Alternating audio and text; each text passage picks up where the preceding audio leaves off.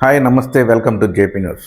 AP Andhra Pradesh ముఖ్యమంత్రి చంద్రబాబు నాయుడు ఒకప్పట్లో 1995 సంవత్సరంలో ఉమ్మడి రాష్ట్రాలకి ముఖ్యమంత్రిగా ఉన్నాడు. అప్పుడు ఉమ్మడి రాష్ట్రాలుగా ఉన్న హైదరాబాద్ని దశ మార్చేందుకు ప్రయత్నాలు చేసి one of the most richest man in the world అంటే అపర కుబేరుడు ధనవంతుడైన బిల్ గేట్స్ని హైదరాబాద్కి ఆహ్వానించాడు.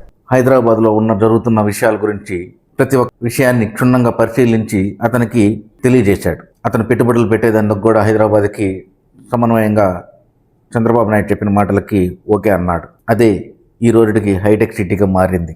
ఒక విజన్ వర్షన్గా ఉండే ఒక వ్యక్తి చంద్రబాబు నాయుడు అలాంటి వ్యక్తిని మైక్రోసాఫ్ట్ దిగ్గజ ఒక కుబేరుణ్ణి మళ్ళా బిల్ గేట్స్ని ఏపీకి పిలిపించాడు.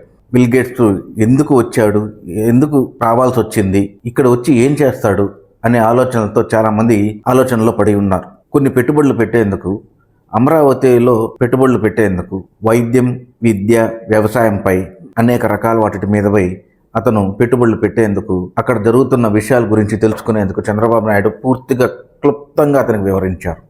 రైతును దృష్టిలో పెట్టుకొని అమరావతికి వాళ్ళు ఇచ్చిన భూములకి, వాళ్ళకి చేయాల్సిన పనులకి, వ్యవసాయం మీద, వాళ్ళకి వైద్యం మీద, వాళ్ళ పిల్లల చదువుల మీద మైక్రోసాఫ్ట్ అధినేతగా ఉండి అతను చంద్రబాబు నాయుడికి ఒక చిన్న ల్యాప్టాప్తో ఏర్పడిన పరిచయాలు అంతా ఎంత పరిచయాలు కాదు. వాళ్ళకి ఎక్కడికి రాలేదండి, ఒక ఏపీకే వచ్చాడు.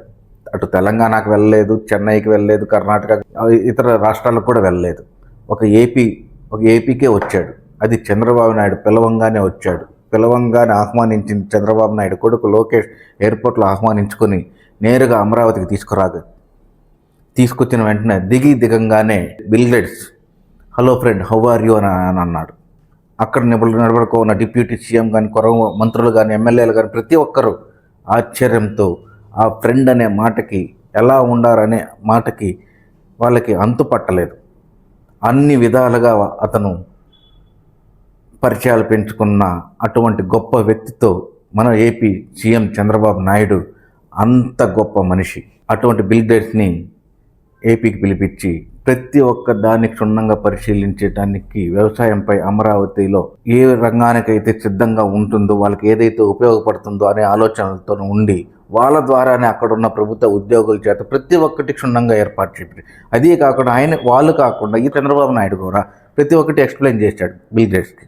ఆ ఎక్స్ప్లెయిన్ చేయడంలో అతను ఆలోచించిన ఆలోచనలతో, అతనికి వస్తున్న ఆలోచనలు కూడా చంద్రబాబు నాయుడు చెప్పే మాటలకి అద్భుతం, వెరీ గుడ్ కాన్సెప్ట్ అని చెప్పి అప్రిషియేట్ చేశాడు. అలాంటి వ్యక్తికి కొంతమంది నిన్న చూసిన తర్వాత, కొంతమంది బిల్ గేట్స్ వచ్చిన తర్వాత అతని మీద అపనిందలు వేయడం, అతను ఎందుకు వచ్చాడు, అతను ఒక నీచమైన మనిషి అని మాటలు కూడా చెప్తున్నారు. ఇది ఎంతవరకు న్యాయం? ప్రజలు ఎలా ఉంటారో అని చెప్పి ముందు చూపుతూ ఆలోచిస్తున్న సీఎం చంద్రబాబు నాయుడిని అలా విమర్శించడం కానీ, వచ్చిన బిల్ గేట్స్ కానీ అలాంటి వారిని అలా మాట్లాడడం ఎంతవరకు న్యాయం అంటారు? ఒక చిన్న ఉదాహరణ, ఎంతో కష్టపడి పైకి వచ్చిన బిల్ గేట్స్ తనకు సంపాదించిన సంపాదనలో కూడా 90% ట్రస్ట్కి రాయించేస్తున్నాడు. 10% వరకే అతనికి అనుభవించే శక్తి ఉంది. అటువంటి గొప్ప వ్యక్తి మన ఆ ఏపీలో పెట్టుబడులు పెట్టేందుకు వచ్చిన వ్యక్తిని అవమానించేటట్టుగా మాట్లాడడం కూడా ఎంతవరకు తప్పదు? వైఎస్ఆర్సీపీ కాంగ్రెస్ పార్టీలో ఉన్న ఒక వ్యక్తి, సీనియర్ నాయకుడు, అతని గురించి కూడా ఇతను ఒక జగన్ మనిషి, జగన్ అనుచరుడు, అతని గురించి చాలా చీప్గా కూడా మాట్లాడిన వ్యక్తి విజయసాయిరెడ్డి. అతని గురించి మాట్లాడిన ఆ జర్నలిస్టు అది మాట్లాడడం ఎంతవరకు సబబు? బిల్ గేట్స్ వచ్చిపోయిన దానికి, టీ కాఫీ దానికి, టిఫిన్లకి, వాటికి బిల్స్ కావాలని అడుగుతున్నారు. ఇది ఏమన్నా అనుకునేదానికి కూడా ఊహకు అందని పాయింట్లుగా ఉన్నాయి. ఎంత చీప్గా మాట్లాడుతున్నారంటే, అటువంటి గొప్ప వ్యక్తిని అలాంటి ఎంత ఖర్చు అయింది అనే దానికి మాట్లాడుతున్నారు అని అంటే, అతను పెట్టే పెట్టుబడులు ఎన్ని కోట్లు వస్తుంటాయి? అది ఒక్కసారి ఆలోచించారంటే ఆ మాట తన నోట్లో నుంచి కూడా రాలేదు. బిల్ గేట్స్ ఒకరోజు ఒక హోటల్కి వెళ్ళాడు. అంతకుముందే తన కూతురు అదే హోటల్కి వెళ్ళి అక్కడే టిఫిన్ చేసి బిల్లు తెమ్మని చెప్పి ఆ వెయిటర్ని అడిగింది. ఆ వెయిటర్ వచ్చిన తర్వాత బిల్ కట్టేసిన తర్వాత కూడా ఆ వెయిటర్కి $100 టిప్ ఇచ్చింది. ఆ $100 తీసుకున్న ఆ వెయిటరు అతనికి ఎక్కడ లేని సంతోషం అయిపోయి ఆమెని అలాగే చూస్తుండిపోయాడు. అలాంటిది మళ్ళీ అదే హోటల్కి ఒక 2-3 రోజుల తర్వాత బిల్ గేట్స్ అదే హోటల్కి వెళ్ళాడు. అదే కుర్చీలో కూర్చున్నాడు, అదే టేబుల్లో కూర్చున్నాడు, అదే వెయిటర్ని పిలిచాడు, అదే టిఫిన్ ఆర్డర్ ఇచ్చాడు, తిన్నాడు. బిల్ గేట్స్ బిల్లు కట్టాడే కానీ టిప్ ఇవ్వలేదు. అదేంటి సార్ మీరు టిప్ ఇవ్వలేదు, ఇంత పెద్ద గొప్ప వ్యక్తిగా ఉండి ఇంత ధనవంతుడిగా ఉన్న వాళ్ళు మీరు టిప్ ఎందుకు ఇవ్వరు అని చెప్పి అతను వెయిటర్ అడిగాడు. అదే నిన్న మీ కూతురు వచ్చిన తర్వాత మాకు $100 టిప్ ఇచ్చింది సార్ ఇక్కడ ఉన్నారు. నా కూతురు ఇస్తుందయ్యా, వాళ్ళ తండ్రి వచ్చేసి గొప్ప ధనవంతుడు, ప్రపంచంలోనే 4వ స్థానంలో ఉండే ధనవంతుడు, అందుకని తన కూతురు ఇస్తుంది. కానీ నా తండ్రి అటువంటి ధనవంతుడు కాదు, ఒక ఆచార పని చేసుకుని కొయ్య పని చేసుకునే వ్యక్తి.